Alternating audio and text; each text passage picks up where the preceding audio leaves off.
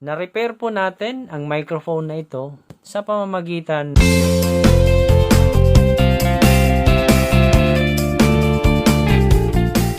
Magandang araw sa ating lahat. Ito may gagawin tayo, isang microphone. Ang problema nito ay hindi raw po ito gumagana. Gagamit po tayo ng analog multimeter. I-set po natin ang ating selector switch dito sa times 10. Pagdikitin natin ang ating test rod. Yan po. Ang ating needle pointer ay nakaset na po sa 0. So, hindi na po tayo mag-a-adjust dito sa kanyang 0 ohm adjuster. Sunod na gagawin natin ay itesting ang microphone mula dito sa kanyang phone plug. Ang phone plug po ay merong ground terminal at saka hot terminal. So, ilagay lang natin ang isang test rod dito sa ground terminal. Ganyan po. Tapos, yung isa namang test rod dito sa hot terminal. Wala po tayong nakita na pointer deflection. So, ibig sabihin, merong open na linya mula dito sa kanyang phone plug papunta doon sa microphone. So, ang sunod na gagawin natin dito, itesting natin mismo yung microphone. Okay? Itesting natin siya mula dito sa kanyang terminals. Dito sa ibaba. Yung itetesting natin ay itong terminal na magkatapat. Itong terminal na ito at saka ito. Yung isang test rod ilagay natin doon sa isang terminal. Yung isa namang test rod sa katapat na terminal. Yung pagtesting ng microphone, kailangan lang po ay itatap natin yung isang test rod. Gaya nito. Okay? Mapapansin ninyo, merong pointer deflection. Tapos, meron po tayong maririnig na scratchy sound. Ibig sabihin po niyan, okay po ang ating microphone. So, hindi po tayo magbubukas dito. Ang focus natin ay dito sa wire. I-check natin yung continuity mula dito sa ating phone plug papunta dito sa jack. So, ilagay natin ang isang test rod dito sa ground.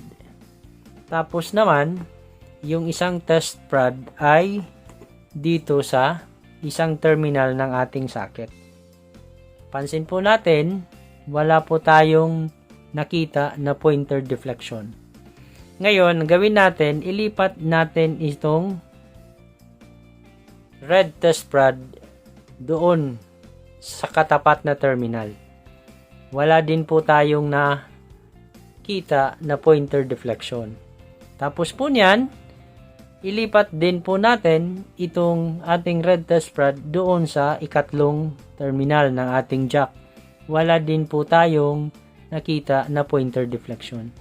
So, ibig sabihin, merong isang wire dito na open o naputol. Yung sunod naman ay ilagay natin ang test rod dito sa hot terminal. Tapos, yung isa namang test rod ay ilagay doon sa isang terminal ng ating jack. Yan. Nagkaroon po tayo ng pointer deflection. So, ibig sabihin, itong hot terminal ng ating phone plug at saka itong terminal dito ng ating jack ay magkadugtong. Okay po yung kanyang linya. So, ibig sabihin, yung wire na para sa ground terminal ay naputol.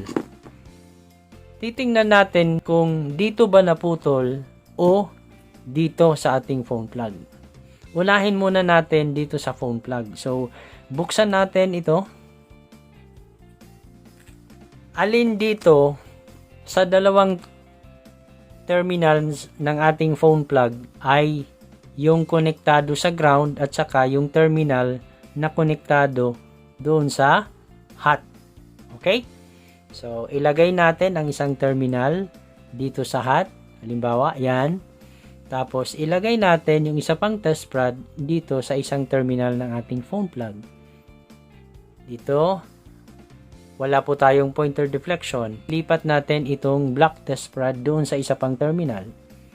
Kita natin, meron po tayong pointer deflection. So, ibig sabihin, itong terminal na ito dito ay konektado dito sa hot terminal.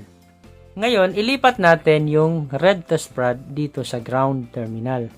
Tapos, yung black test rod, ilipat natin dito sa isa pang terminal. Ito. Yan. So, ibig sabihin, itong terminal na ito dito sa ibaba ay konektado sa ground terminal. Ngayon, tingnan natin ng maigi kung ano nga ba talaga ang naging problema. Ayan. Nakikita ba ninyo? Naputol po yung ating ground na wire. Nangyayari po yan pag masyadong binubunot yung ating microphone wire. Ngayon, itesting po natin mula dito sa kanyang wire mismo. Hindi dito sa terminal ng phone plug. Testing po natin mula dito sa kanyang wire. Ito. Okay? So, bali, ilagay natin ang test rod dito sa kanyang wire. Tapos, yung isang test rod naman ay ilagay doon sa ating socket ng microphone jack. Pansin ninyo, nagkaroon po tayo ng continuity. So, ibig sabihin, yung wire ay hindi po naputol. Yung problema nito ay natanggal po yung pagkakahinang ng ating ground wire. Ang gagawin natin dito, ibabalik po natin yung kanyang connection sa pamamagitan ng paghinang ng wire na ito dito sa kanyang ground terminal. Hihinangin na po natin itong wire na para sa ground terminal ng ating microphone plug. Ilagay muna ang ating soldering iron. Tapos, ilagyan po natin ng soldering lead. Ayan po. So, nahinang na po natin. Sunod na gagawin dito ay itesting natin yung continuity. Ibalik lang muna natin itong kanyang cover dito ng ating microphone plug. Tapos, ngayon, gagamit tayo ulit ng analog multimeter. Testing natin yung continuity mula dito sa phone plug papunta doon sa jack. Ilagay ang isang test rod dito sa ground terminal ng ating phone plug. Tapos, yung isa namang test rod ay doon sa isang terminal ng ating jack. Yan po. Meron po tayong nakita na pointer deflection. Ilagay ang red test rod doon sa hot terminal ng ating phone plug. Kagaya niyan. Tapos, yung black test rod naman ay ilagay sa katapat na terminal nitong phone jack. Ayan po. Nagkaroon po tayo ng continuity. So, ibig sabihin, okay na po yung connection mula dito sa phone plug papunta dito sa jack. Kakabit na natin yung ating microphone dito sa phone jack. I-turn on po natin yung ating microphone. Tapos, testing natin mula dito sa phone plug. Dapat po ay meron po tayong maririnig na scratchy sound. Medyo ilapit ko dito yung microphone para mas marinig natin yung scratchy sound. Tapos, yung isang test rod ay ilagay dito sa ground terminal ng ating microphone plug. Tapos, yung red test rod naman o yung isang test rod ay dito sa hot terminal. Tingnan po natin yung ating pointer deflection dito sa analog multimeter. Pakinggan po natin kung meron po tayong maririnig na sound mula sa microphone.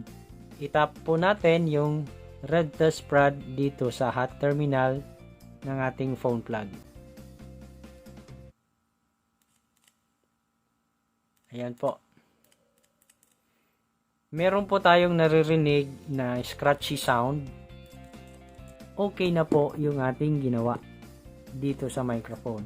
Na-repair po natin ang microphone na ito sa pamamagitan ng paghinang ng naputol na wire dito sa kanyang ground terminal.